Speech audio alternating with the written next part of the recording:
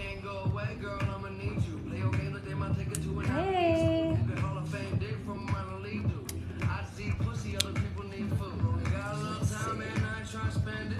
Welcome, welcome, welcome. Just waiting for some people to join before I get started. Good morning, Dylan.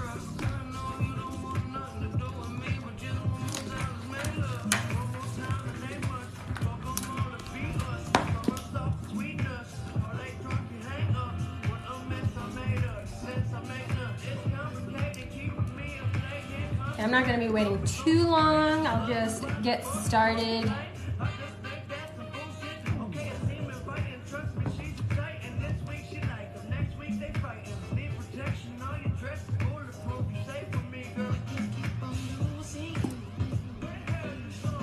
Good morning and welcome back.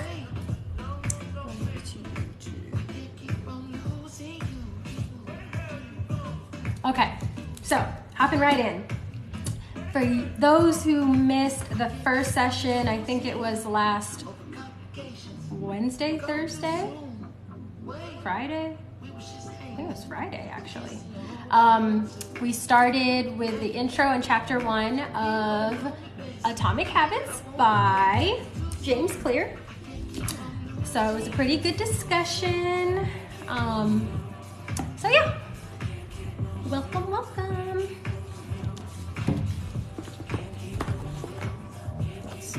Chapter 2, let me see how long it is. It's kind of.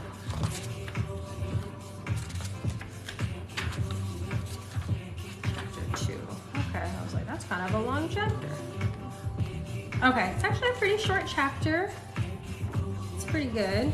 Last time we did the intro and chapter 1, so the session was almost like 2.5 hours. But it was good times, good times.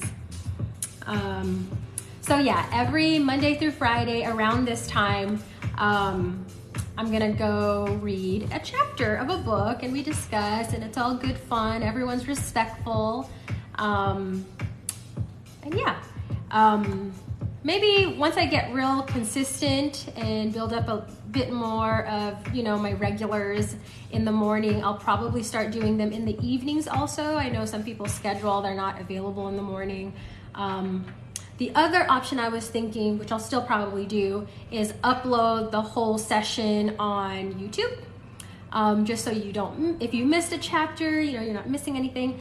And also to save myself from having to repeat and do like a chapter 1 in the morning and then redo it or repeat it in the evening. I want it to be like genuine reactions, and I don't want to have already read the chapter in the morning and then again, it's just double work for myself. So we all gotta win here,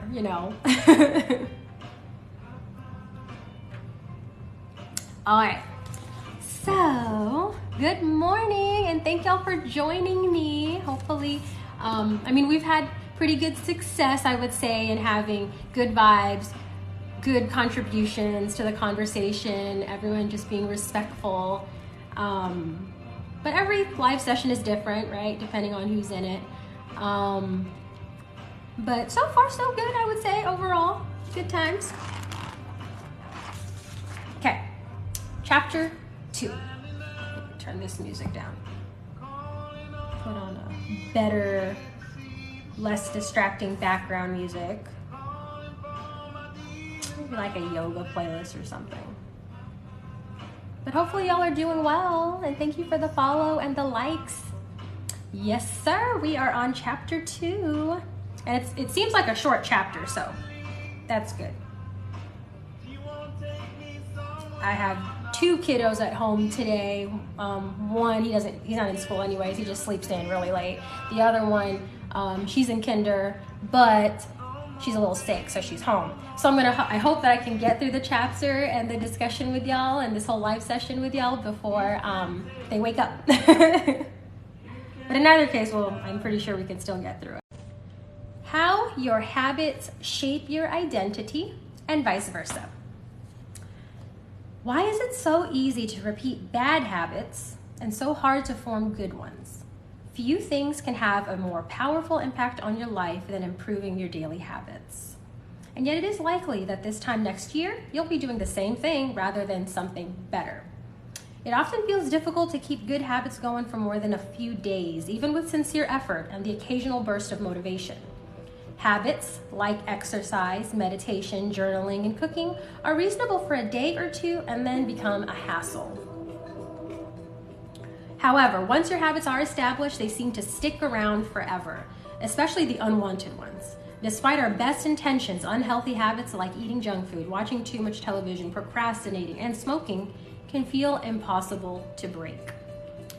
Changing our habits is challenging for two reasons. One, we try to change the wrong thing, and two, we try to change our habits in the wrong way.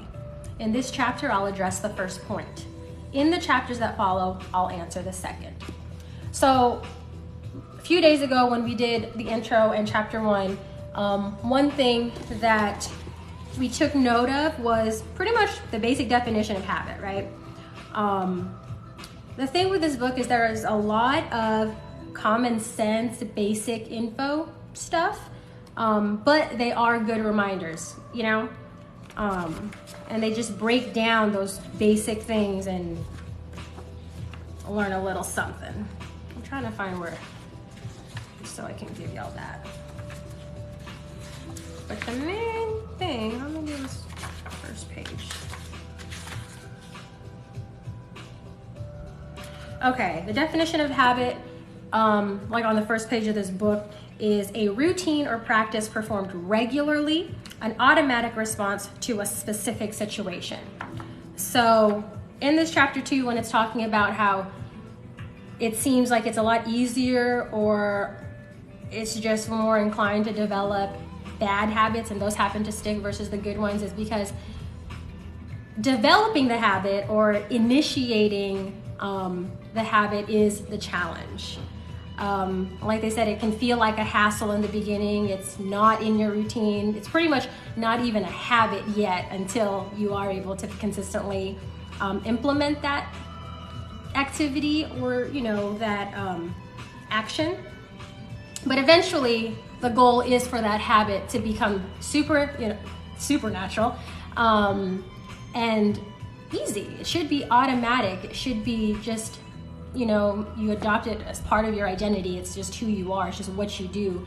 And like I said, if you are mindful of whether or not you are developing a good or bad habit, then obviously that's going to impact your life in the big picture, right? So, moving on. Our first mistake is that we try to change the wrong thing. To understand what I mean, consider that there are 3 levels at which change can occur. You can imagine them like the layers of an onion. Thank you and good morning. Yes, I'm going to be focused on all the good vibes in the book, and we have positive expectations. You can imagine them like the layers of an onion. The first layer is changing your outcomes. This level is concerned with changing your results. Losing weight, publishing a book, winning a championship. Most of the goals you set are associated with this level of change. The second layer is changing the process. This level is concerned with changing your habits and systems. Implementing a new routine at the gym, decluttering your desk for better workflow, developing meditation practice. Most of the habits you build are associated with this level. Good morning. You want this?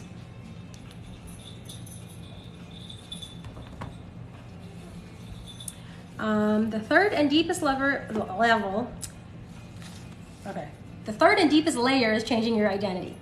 This level is concerned with changing your beliefs, your worldview, your self-image, your judgments about yourself and others. Most of the beliefs, assumptions, and biases you hold are associated with this level.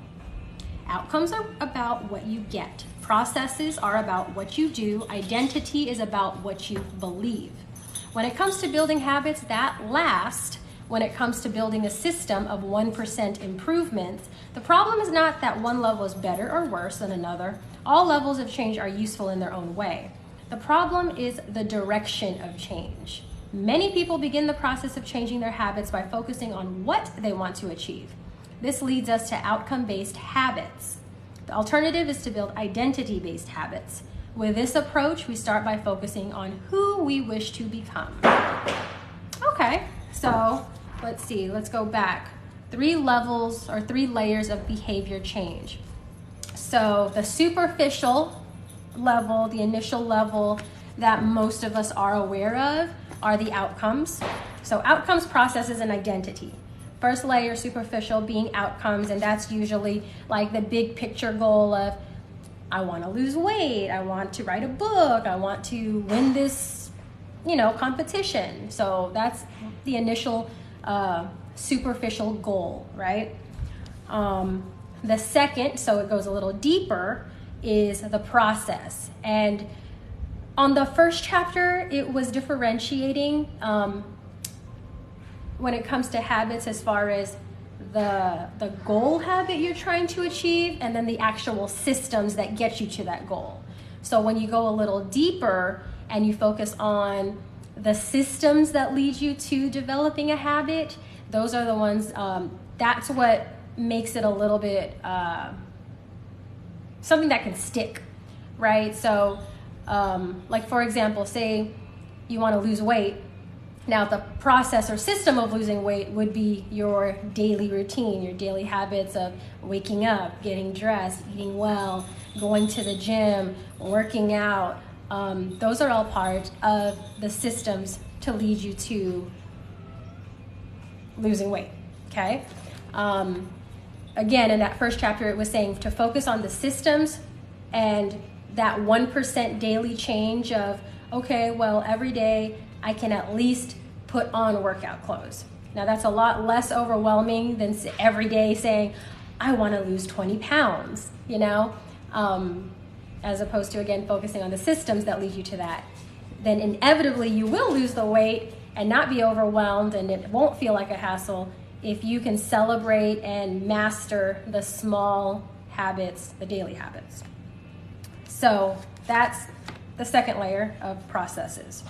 And then the deepest level is related to your identity of who you are. And that's obviously going to be a lot deeper. It's obviously going to be a lot more lifelong if you can relate your habit to your identity.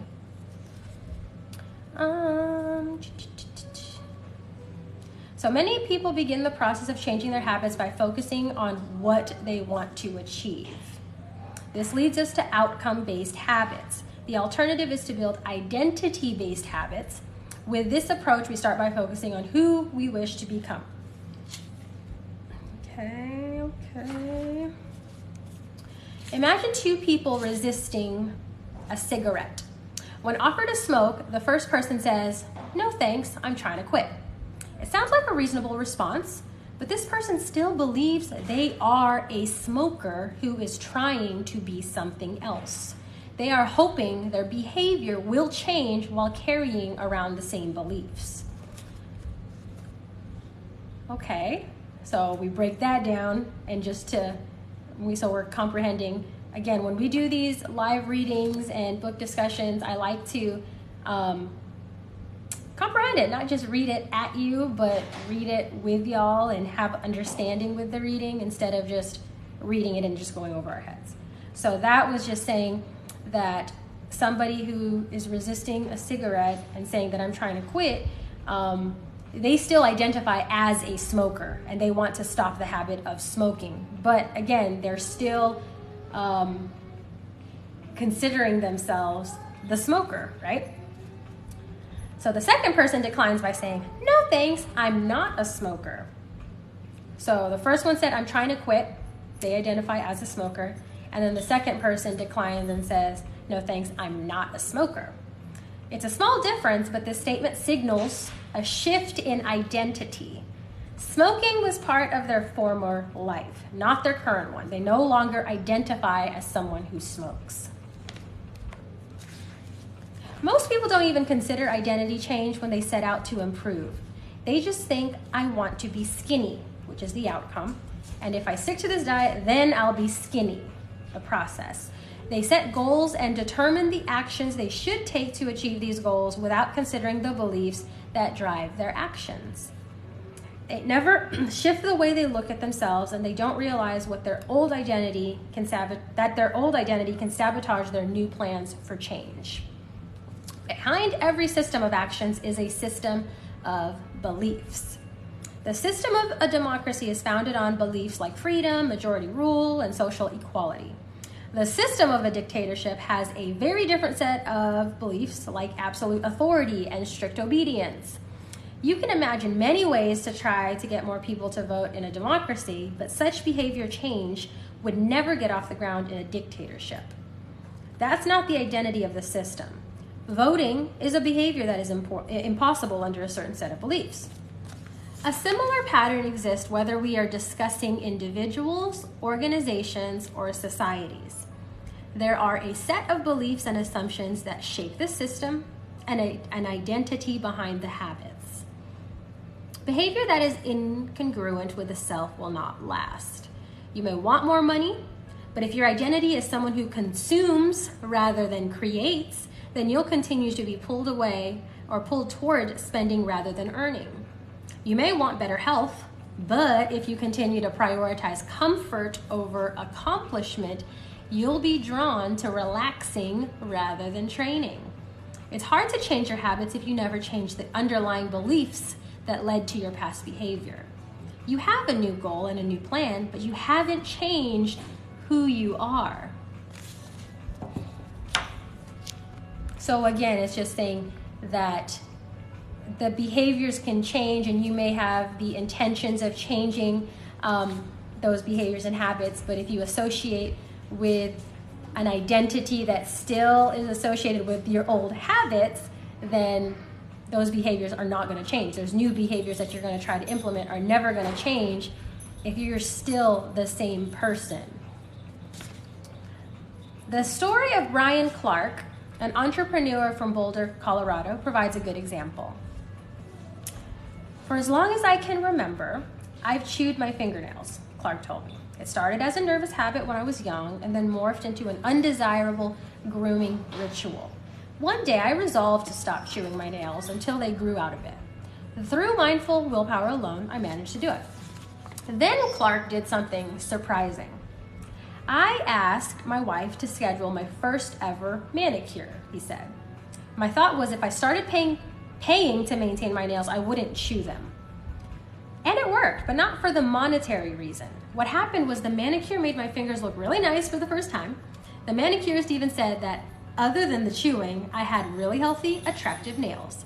Suddenly, I was proud of my fingernails, and even though that's something I had never aspired to, it made all the difference.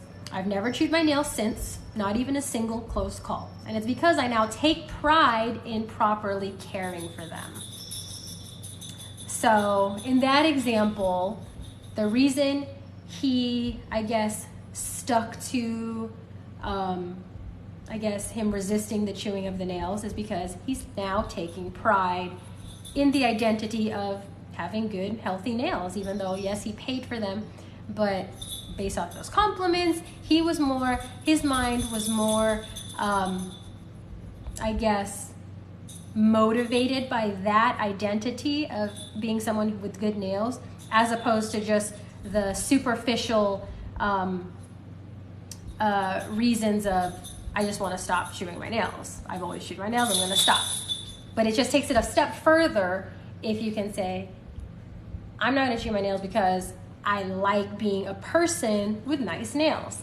And again, it seems like real minor or insignificant, but sometimes it is just those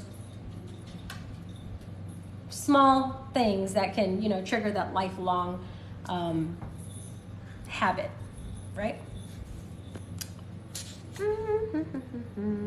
Okay, so this is pretty much what I just said. The ultimate form of intrinsic motivation is when a habit becomes part of your identity. It's one thing to say, I'm the type of person who wants this. It's something very different to say, I'm the type of person who is this. Let me let my dog out. Give me 1 second.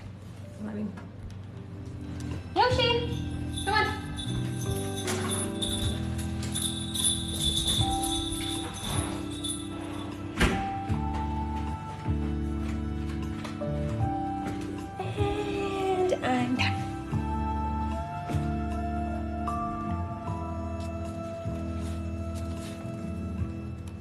Okay. The more pride you have in a particular aspect of your identity, the more motivated you will be to maintain the habits associated with it. If you're proud of how your hair looks, you'll develop all sorts of habits to care for and maintain it. If you're proud of the size of your biceps, you'll make sure you never skip an upper body workout. If you're proud of the scarves you knit, you'll be more likely to spend hours knitting each week. Once your pride gets involved, you'll find tooth and nail to maintain your habits. True behavior change is identity change. You might start a habit because of motivation, but the only reason you'll stick with one is that it becomes part of your identity. Anyone can convince themselves to visit the gym or eat healthy once or twice. But if you don't shift the belief behind the behavior, then it is hard to stick with long-term changes. Improvements are only temporary until they become part of who you are. The goal is not to read a book, but the goal is to become a reader. The goal is not to run a marathon. The goal is to become a runner. The goal is not to learn an instrument. The goal is to become a musician. So just a little, mindset shift to help, and I guess to make it worthwhile in developing those habits is associating that habit with your identity. Then again, it just becomes natural, it becomes a lot easier, and you're more likely to stick to it because it's who you are. It becomes ingrained in who you are. Hi, how do you feel? Good. Feel better than last time. Oh, it's good to hear. Do you need anything? What do you need? Okay. What cereal do you want? Apple picket. Okay. If you bring all the stuff here, I'll pour your milk for you. So both of them are up, and fortunately they're in good moods this morning. So they're kind of independent, doing their own thing, leaving me to finish this. Your behaviors are usually a reflection of your identity. What? Huh? You can be on there. What you do is an indication of the type of person you believe that you are. Hi, and welcome, and nice to meet you. What you do is an indication of the type of person you believe that you are, either consciously or non-consciously. Research has shown that once a person believes in a particular aspect of their identity, they are more likely to act in alignment with that belief. For example, people who identified as being a voter were more likely to vote than those who simply claimed voting was an action they wanted to perform. Hi. Hi, Jante. Oh, thank you.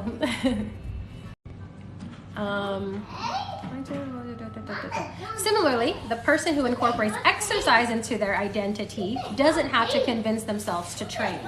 Doing the right thing is easy. After all, when your behavior and your identity are fully aligned, you are no longer pursuing behavior change. You are simply acting like the type of person you already believe you are to be. And that's true. I think about it for myself when it comes to work or working out. I definitely did a lot better, working out.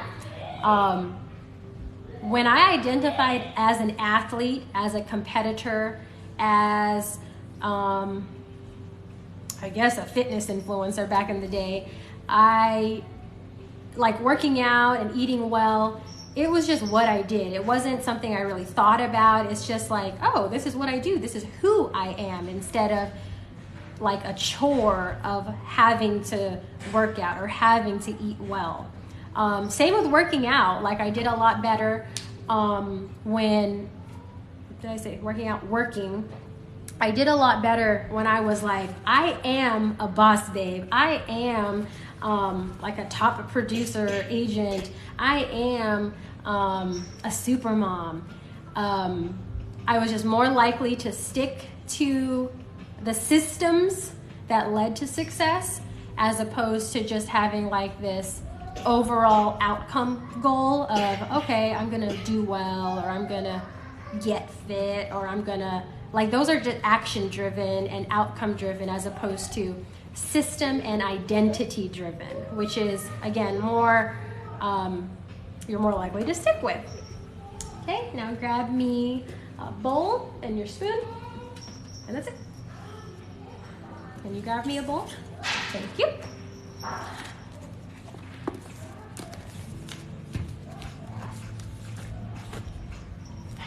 So I guess you're gonna have to ask yourself, like, what habits are you trying to develop? To, you know, like for example, I'm just trying to get you to rethink your approach to your goals and your habits. Again, instead of just being like this action that you have to start doing, how can you switch those actions to align with your identity of who you are? So if it's working out, are you now a runner? Is that who you are becoming? Are you an athlete? Are you, you know what I mean? But I'm sure the book will explain it better than I am trying to right now. Okay. Like all aspects of habit formation, this too is a double-edged sword. When working for you, identity change can be a powerful force for self-improvement. When working against you, though identity change can be a curse. Let me reread that because I didn't get that. Okay. Like all aspects of habit formation, this too is a double-edged sword.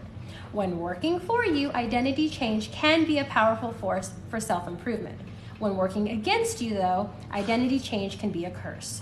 Once you have adopted an identity, it can be easy to let your allegiance to it impact your ability to change.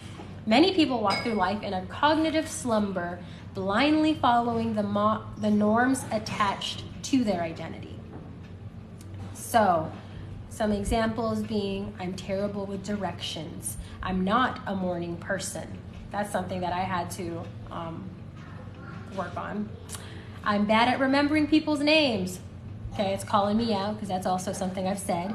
I'm always late. I'm not good with technology. I'm horrible at math. So those are some statements that I think people do get stuck with because they think that's just who they are, as opposed to, is it something that you even want to change, right? So you got to start there first. Like the whole, I'm not a morning person. I mean, just because maybe you haven't gotten up early in a while, it doesn't mean that is your identity if you don't want it to be. Would you say don't let situations define you? Yeah, I could say that because situations change. I mean, situations are external. So you wouldn't want the situation that you're in to define you. I would have to agree with that, you know? It's your only control of a situation is your reaction to that situation. As opposed to that situation, again, just you identifying with that situation. And 1,000 other variations. Okay, when you have repeated a story to yourself for years, it is easy to slide into these mental grooves. That's a small bowl. You just want a little bit? Here. Okay. I'll repeat that, but let me get her some Lucky Charms. That's the beauty of these live sessions is I like to be focused and I like to be here, but at the same time, realistically, I'm a mom. They're always going to be my priority, and I am in a good position where I can have the best of both worlds when it comes to being on here and doing live sessions and doing my tasks, whatever they may be, but still multitasking.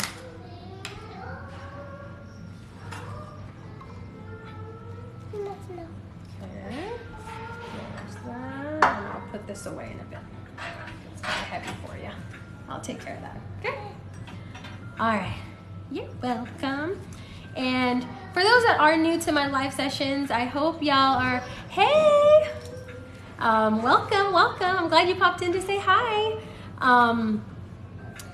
So if those that are new to the live reading sessions, I welcome conversation and questions and opinions even. I try to say that I'm not reading at y'all. I want to read with y'all. I'm not here teaching y'all something that I'm a master of or like a pro at.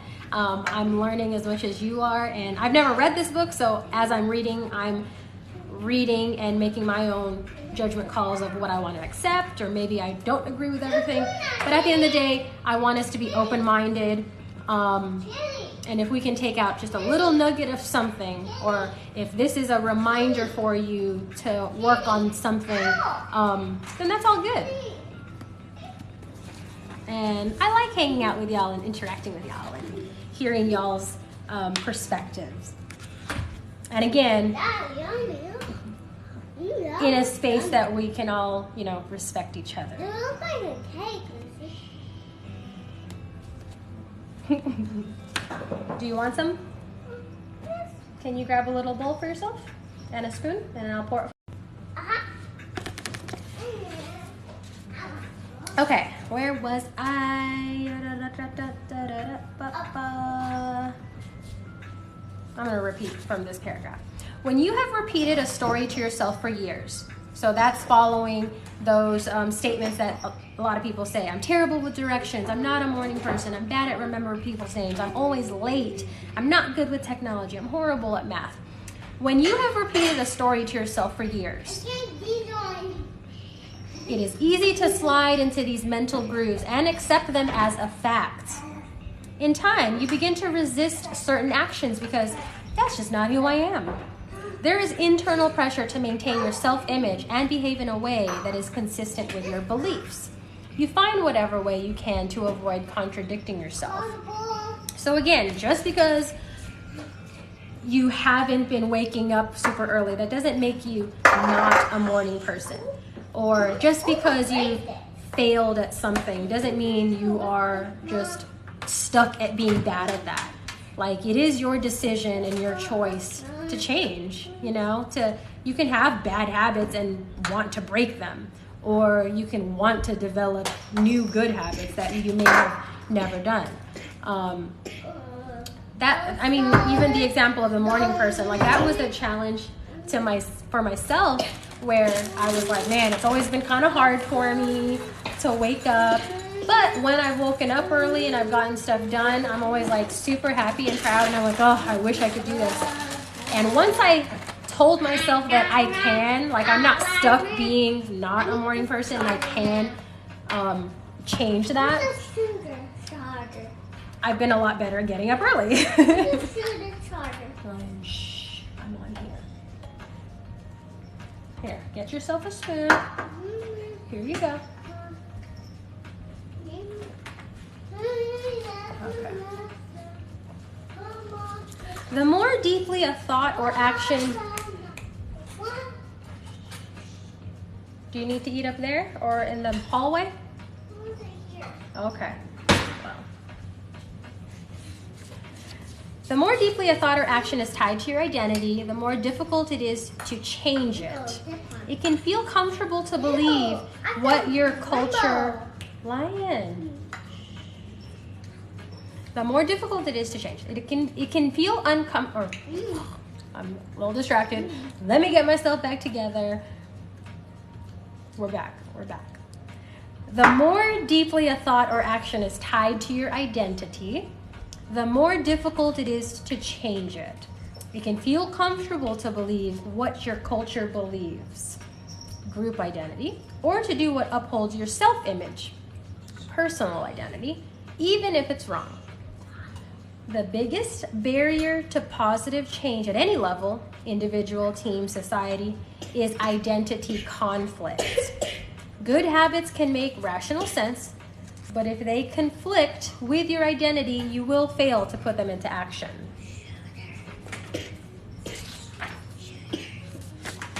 So a lot of this has to be with just being mindful of what your identity even is.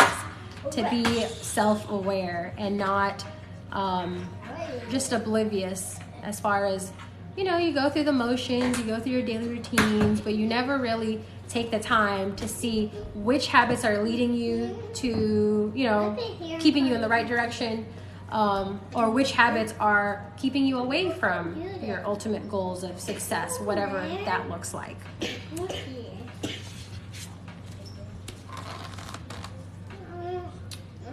On any given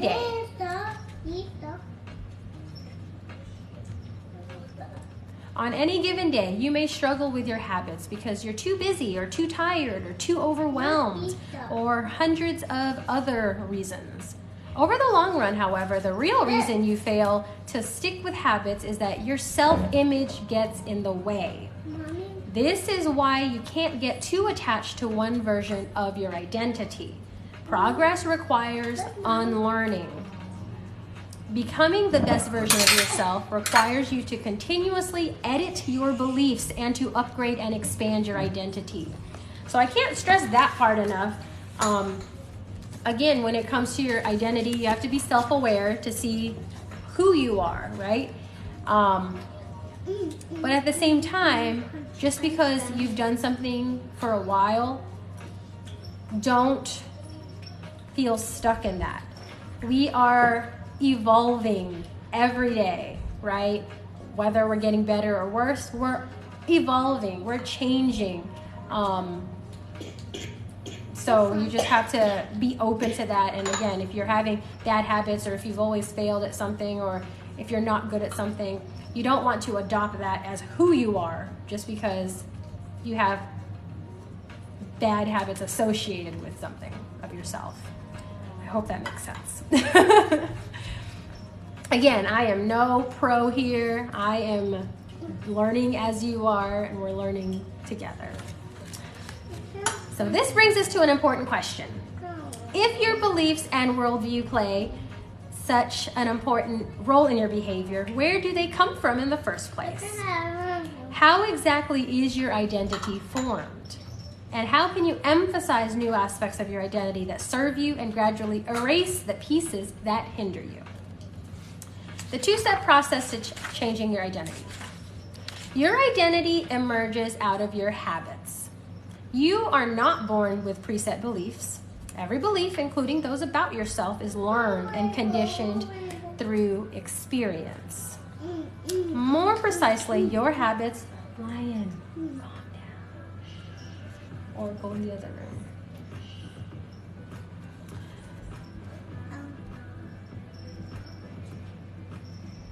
Usually it's a lot more quiet when I do these, like less distractions from them. But like I said, one of them, she missed school because she wasn't feeling well. The other one, he likes talking a lot more and being in the background doing stuff. So. But usually they're sleeping, and this is why this is like the perfect time. It's 10 a.m. Okay, more precisely, your habits are how you embody your identity. So I guess embody, or your habits reflect your identity. When you make your bed each day, you embody the identity of an organized person. When you write each day, you embody the identity of a creative person. When you train each day, you embody the identity of an athletic person. The more you repeat a behavior, the more you reinforce the identity associated with that behavior. In fact, the word identity was originally derived from the Latin words essentitas, which means being, and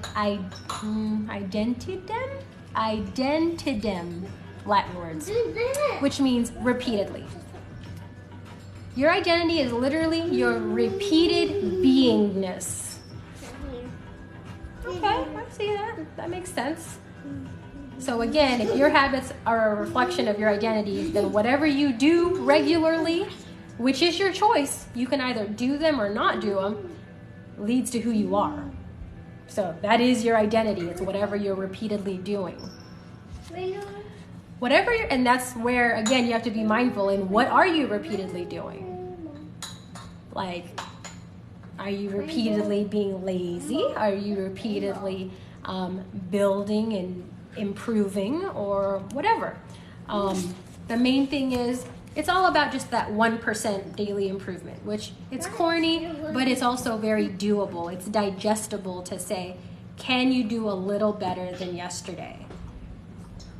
If you can do that, or if you can be aware of that, then it's inevitable for you to reach your goal. It's inevitable that those 1% will build up and you will be different a year from now. But again, if you're all, it's, you know, it's a double-edged sword, like they said, is you can also have a bad habit that you might not be that aware of that you do naturally, and that 1% negative every day is gonna put you in a bad position a year from now. You know what I mean? So be mindful in what your habits are.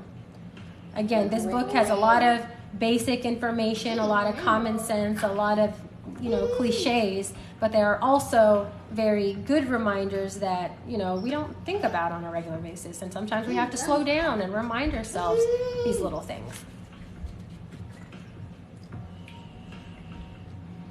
Whatever your identity is right now, you only believe it because you have proof of it. If you go to church every Sunday for 20 years, you have evidence that you are religious.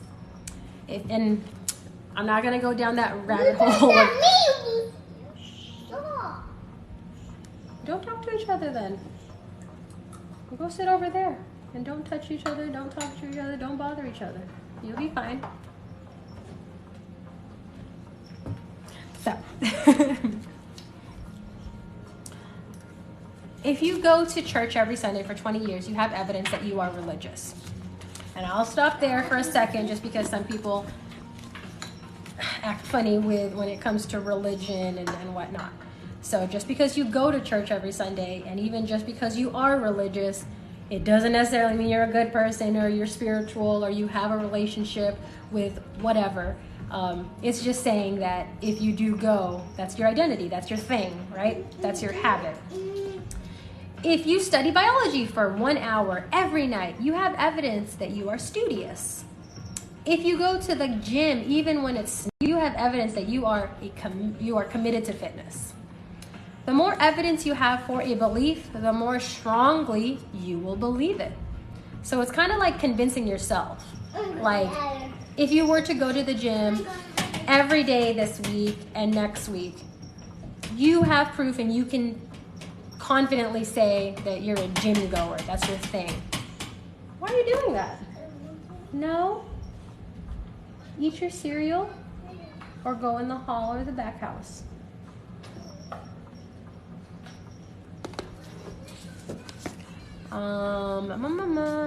For most of my early life, I didn't consider myself a writer.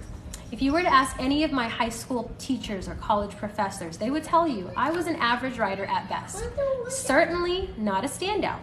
When I began my writing career, I published a new article every Monday and Thursday for the first few years.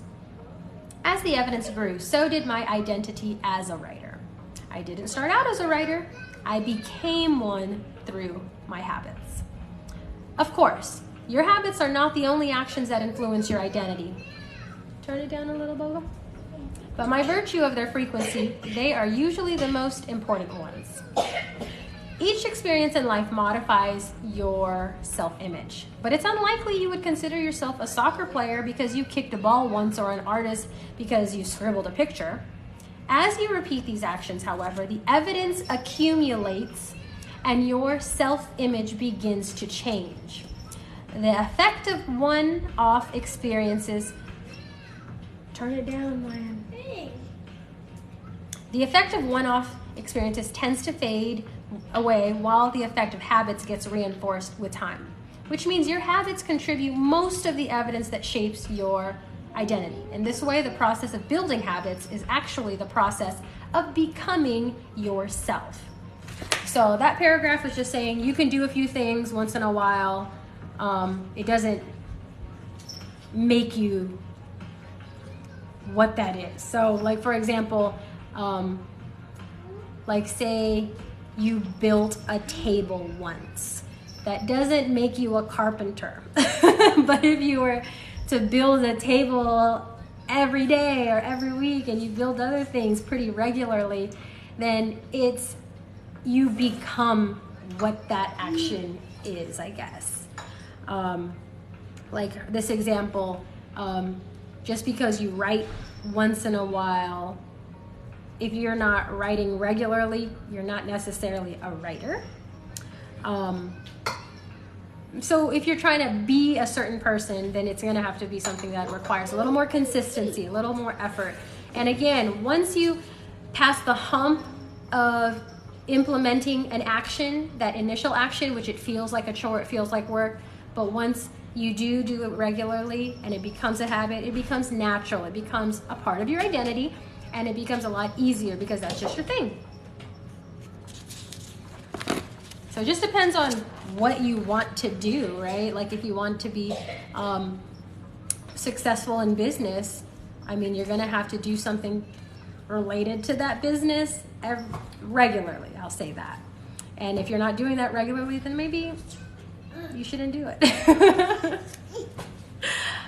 Let me get back to reading, because sometimes my explanation isn't the best explanation. I'm human, so.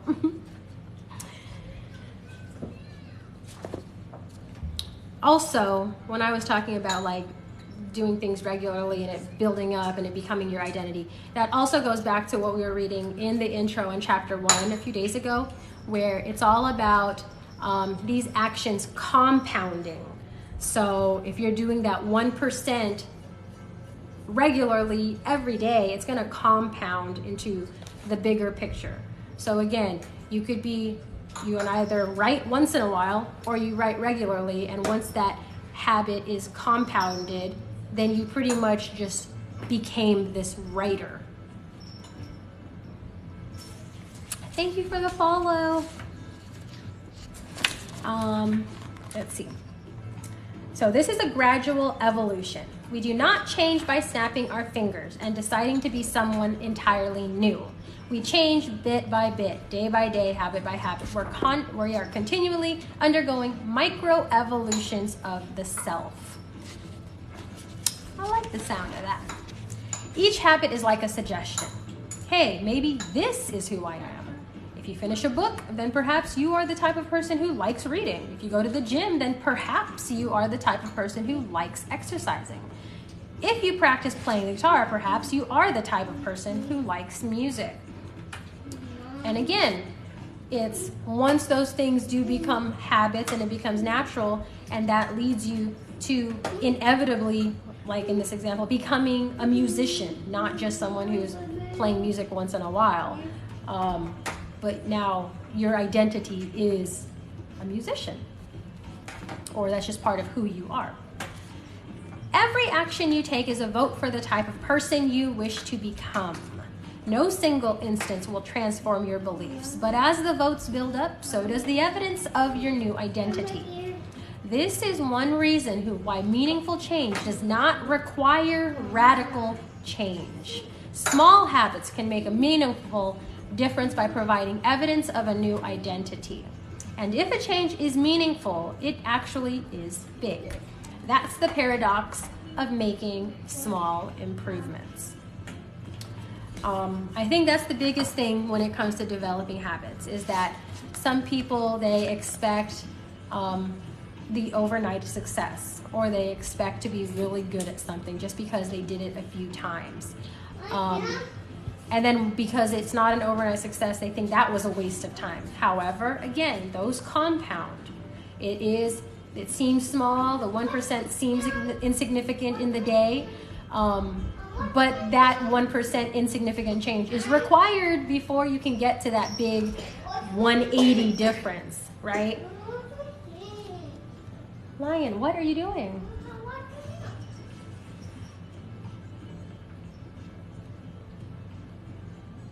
Get a stool. I think in the back kitchen there's a stool, and you can go to that sink if you need to wash your hands. Okay? Every action you take is a vote for the type of person you wish to become. No single instance will transform your beliefs, but as the votes build up, So does the evidence of your new identity. Putting this all together, you can see that habits are the path to changing your identity. The most practical way to change who you are is to change what you do. Each time you write a page, you're a writer. Each time you practice the violin, you're a musician. Each time you start a workout, you're an athlete. Each time you encourage your employees, you are a leader.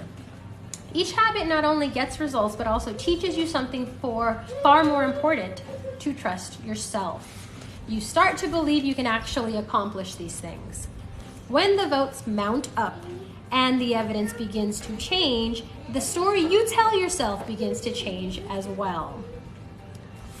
So again, goes back. So I guess this whole chapter really focuses on recognizing or being aware of your identity and what actions you're doing, like what identity is that creating.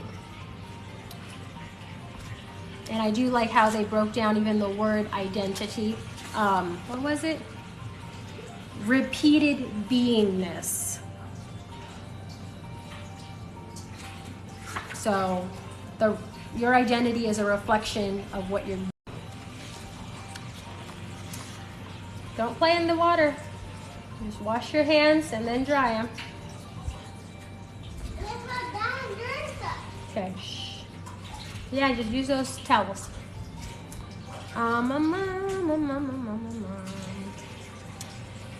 Each habit not only gets results, but also teaches you something far more important, to trust yourself. Of course, it works the opposite way too. Every time you choose to perform a bad habit, it's a vote for that identity. The good news is that you don't need to be perfect. In any election, there are going to be votes for both sides. You don't need a unanimous vote to win an election, you just need a majority. It doesn't matter if you cast a few votes for a bad behavior or an unproductive habit, your goal is simply to win the majority of the time. So that's realistic. It's saying obviously you want to establish a ton of good habits. Not to say that you don't have some bad habits, but if your majority is good, then that's what's winning. So at least that's a realistic view of developing habits, or a realistic view of recognizing your identity. Hey RT! Welcome, welcome. Thank you for the likes and the support.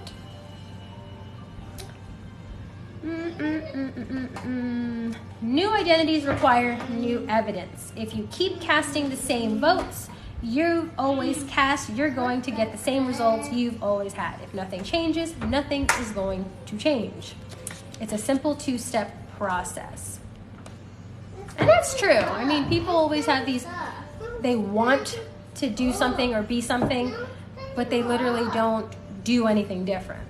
They just have a new want, a new goal, a new ambition, but they're not, like I said, changing anything, any of their systems to get there.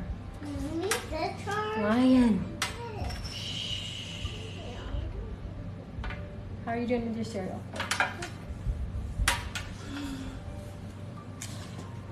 Yes, I'm glad you got to pop in. Today's a bit of a shorter session, which is good because usually the babies are sleeping and, but right now they're up and they're a little distracted, but it's all good. Okay, it's a simple two-step process. Decide the type of person you want to be. Prove it to yourself with small wins. First, decide who you want to be. This holds at any level. As an individual, as a team, as a community, as a nation, what do you want to stand for? What are your principles and values? Who do you wish to become? So, okay, the first part is to identify it, right? To be clear what you want to do. These are big questions and many people aren't sure where to begin, but they do know what results they want. To get six-pack abs, or to feel less anxious, or to double their salary. That's fine. Start there and work backward from the results you want to the type of person who could get those results. Ask yourself, who is the type of person that could get the outcome I want? Who is the type of person that could lose 40 pounds? Who is the type of person that could learn a new language? Who is the type of person that could run a successful startup? For example, who is the type of person who could write a book? It's probably someone who is consistent and reliable. Now you're focused on writing a book, which is the outcome-based, to being the type of person who is consistent and reliable, identity-based. I like that. So, I guess like in the world of social media, like if you want to be an influencer, and you want to, that's your thing, I guess, and that's your goal, then what's going to lead you to that? You got to work yourself, work your way backwards, I guess, like it says. It does take a lot.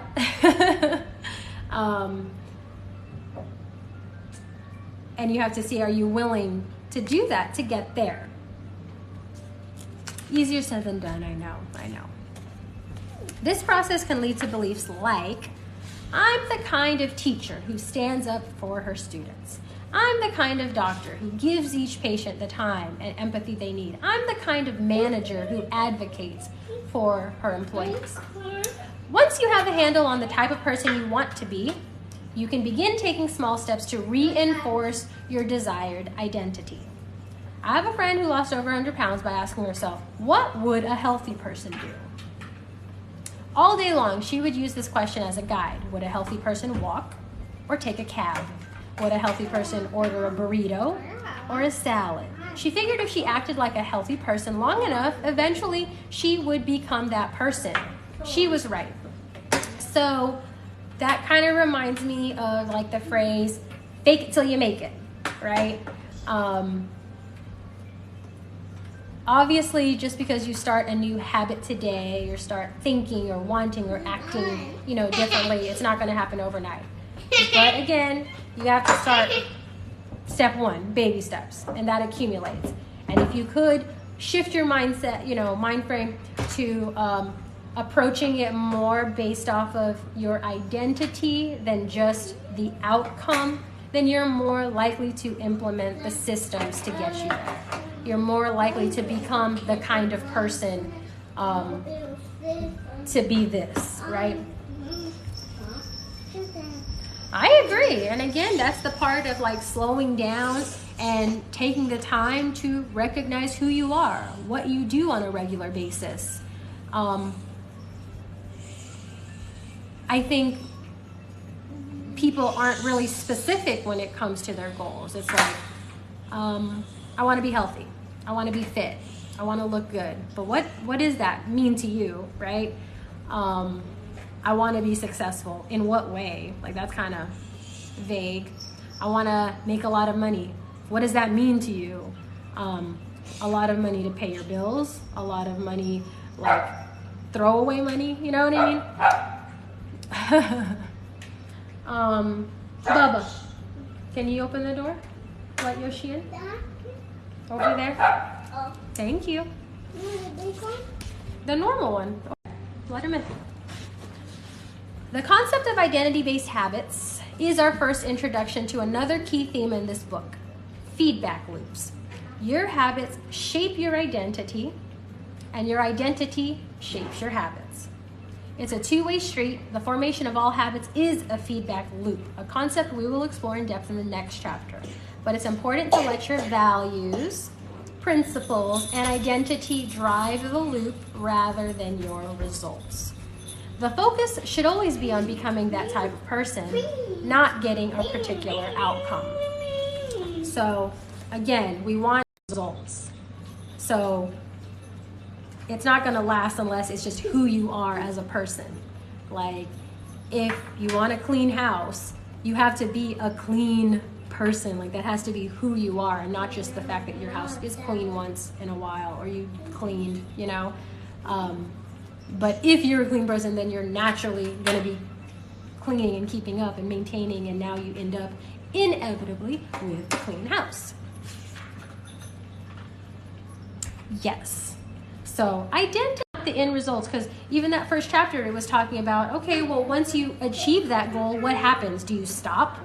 No. Like I said, if the goal is to have a clean house and you become a clean person, then you're always going to have a clean house, as opposed to, my goal is to have a clean house. Well, you cleaned once, now you have a clean house, but can you keep up with that clean house? You know, and again, that can apply to fitness. Like, sure, you can show up to work out.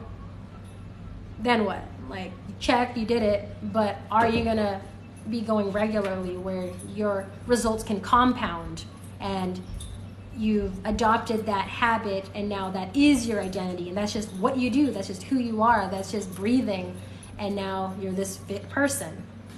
And it's not you eventually, it's almost like, well, I guess the habit, it's automatic, it's almost thoughtless. You're just kind of, you created this, you become automatic, right? So let's see. So the focus should always be on becoming that type of person, not getting a particular outcome. The real reason habits matter. And this is really short. So we're just finishing. Whoop. And then you can say that you read a chapter today, right? Okay. The real reason habits matter. Identity change is the North Star of habit change. The remainder of this book will provide you with step-by-step instructions on how to build better habits in yourself, your family, your team, your company, and anywhere else you wish. Howdy, howdy. I'm such, the irony of me getting on live now, because that's one of the habits that I want to develop for myself, because that leads to the other goals and other things I'm trying to accomplish for myself. But I am pretty introverted and antisocial. I don't want to say I'm antisocial in real life, but I prefer to keep to myself. But I do need to work on my social life, and we do need to network, and I need to work on that. So I'm sure I'll make it happen. We'll have to get that coffee, or we could probably maybe meet up with Chase at work and have lunch or something with him. I know. That's the one thing that, like, I want to say I network, but I think I fool myself. I don't network in real life that much. But yes, we'll make that dream come true. Identity change is the North Star of habit change. The remainder of this book will provide you step-by-step instruction on how to build better habits in yourself, your family, your team, your company, and anywhere else you wish. But the true question is, are you becoming the type of person you want to become? The first step is not what or how, but who. Lion, chill. You need to know who you want to be. Otherwise, your quest for change is like a boat without a rudder, and that's why we're starting here. And I mean, for myself, right now, I've been taking pride in the fact that I'm becoming a morning person. Like I said, you don't want to be stuck just because you haven't been a morning person. That doesn't mean that's who you are, right? You can change that. So just because I wasn't good at waking up, I did not want to accept that as being who I am. I had to shift my mind and say, okay, I'm going to start. I'm going to do this, and I'm going to enjoy it. And now I'm taking pride in the fact that I can get up and clean the house and get my stuff done before the kids wake up usually. Lion. Who? No, she didn't. Maybe it was an accident. Like I said, don't bother each other. I want to be able to, with social media and posting and going live, for me, it's like practice just for my social life and socializing, communication. So I want to be able to do this regularly because I benefit in how I work on my communication skills, and hopefully my goal is that I apply it in real life and I can be better socializing in real life. But the kind of person I want to be is morning. I want to be a morning person. I do want to get into yoga regularly. Not that I want to be like this hardcore yoga, but yoga person, but I just know that I'm getting older and my body's crickety. I need to do even the most basic sequences on a regular basis. So I'm trying to become that person. I would say my identity and part of who I am is that I'm a neat freak, and I like that part of my identity. I want to keep that up. What else do I want to be a well-rounded person, because I have a lot of hobbies and interests, and I need to be able to make time for a lot of those things, like writing music, because I find a lot of joy in that. Gardening, that's very therapeutic to me. Cooking, I'm really good at cooking, I just don't do it often. So I need to figure out how I could be that person that can do all these things and maintain my sanity and prioritize my family. And even though all those things sound overwhelming, I choose to say that I can do it. That's part of my identity, is I can be that person that can do all those things and be happy about it, because that's just who I am, you know. I will say I'm usually very high energy. I'm usually a multitasker. I usually am a workaholic, just because I enjoy being that kind of person, you know? But again, it's like, just because you're not this kind of person, but what do you want to be? Like, do you want to be a regular gym person? Do you want to be a person that's training for marathons? Do you want to be known as a person who, you know, does this and that, whatever. You have to figure that out yourself. I'm trying to figure it out for myself, you know? What's that? You have the power to change your beliefs about yourself. Your identity is not set in stone. You have a choice in every moment. You can choose the identity you want to reinforce today with the habits you choose today. And this brings us to the deeper purpose of this book and the real reason habits matter. So it's a simple concept that you can implement a new habit at any time. And you can change what you associate with at any time, your identity. Of course, you're always going to be the same person, but you know what I mean. We are evolving every day. So if you're not happy with how you've been and who you think you are, change it. Like, easier said than done. But again, if you approach it with that 1%, I guess the 1% approach, then it's a lot more manageable. It's a lot more doable, as opposed to just being like, now I'm this person. Like, you can say that all day, but if your habits aren't reflecting that, then that's not who you are, right? Building better habits isn't about littering your day with life hacks. It's about flossing one tooth each night, or taking a cold shower each morning, or wearing the same outfit each day. It's not about achieving external measures of success, like earning more money, losing weight, or reducing stress. Habits can help you achieve all of these things, but fundamentally, they are not about having something. They are about becoming someone. Ultimately, your habits matter because they help you become the type of person you wish to be. They are not the channel through which you develop your deepest beliefs about yourself. Quite literally, you become your habits. So, chapter summary. There are 3 levels of change. Outcome change, and then the 3 levels are, it's like an onion. So it comes, hey Ryan, welcome back. We're actually finishing the chapter, but I think I'm gonna start uploading. I'm gonna see if I can, because I know I have access to all my old lives, and I want to start posting them on a YouTube. So if anyone ever wants to go back and rewatch, or they missed a chapter and they're actually following a book, they could do that. Nice. You know, that's one thing I've always wanted to do.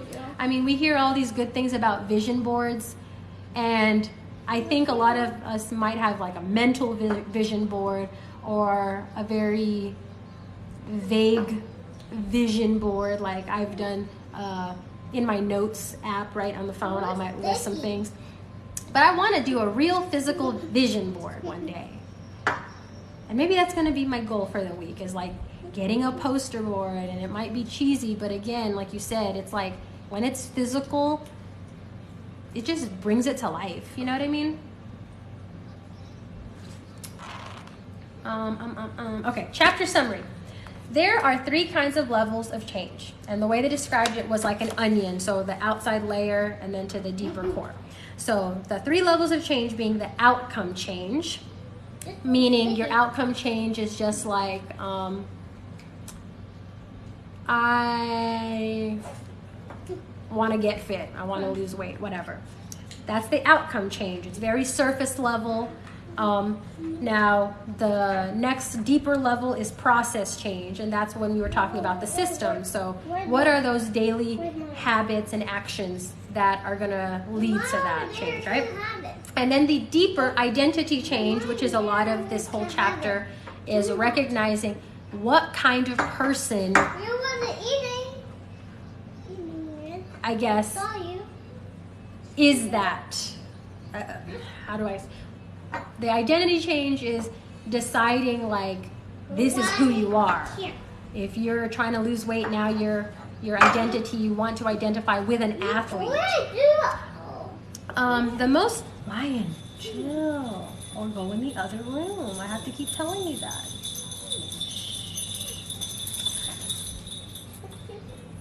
The dog, Miss Bell, so loud and jingly.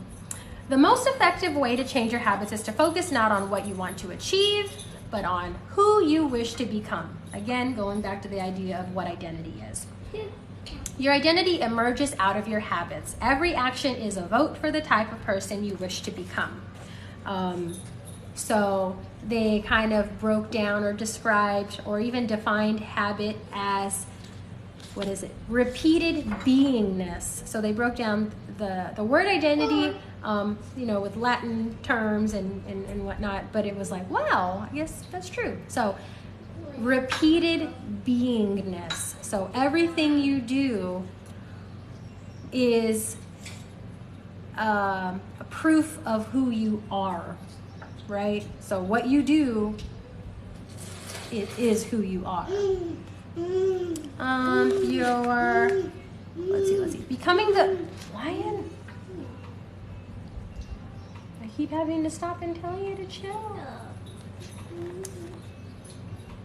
Becoming the best version of yourself requires you to continually edit your beliefs and to upgrade and expand your identity. So even with identity, that can constantly change. We constantly evolve. I want you to constantly be mindful of what you're doing. Is that leading you to the good, or are you constantly repeating and doing like this bad habit that's not getting you anywhere closer to a better you? Because when you establish habits, the goal is that it becomes so natural that you're not even thinking of it. But that also can go to bad habits. You do them regularly that you don't know what you're doing, and it is leading you down the bad path. So the real reason habits matter is not because they can get you better results, although they can do that, but because they can change your beliefs about yourself. Pretty much that once you identify with that habit and it becomes who you are, you're more likely to stick to that. And if you take pride in that, you're more likely to stick to that. So, easy peasy, easy peasy. The first chapter, let me see, just to kind of reiterate some stuff.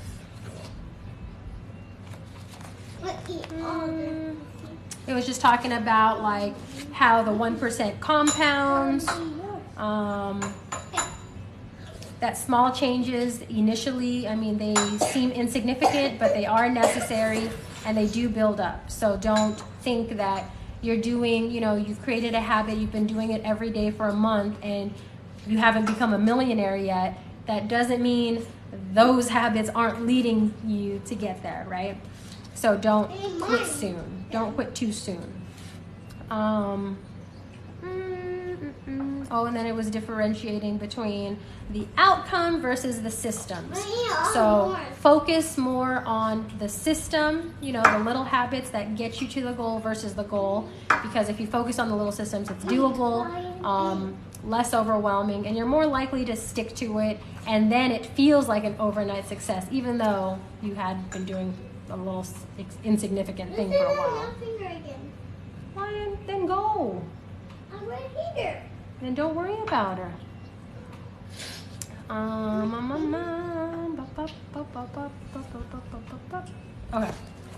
Okay, well there we go. So we knocked out chapter 2 today. I'm glad that I got to pop in.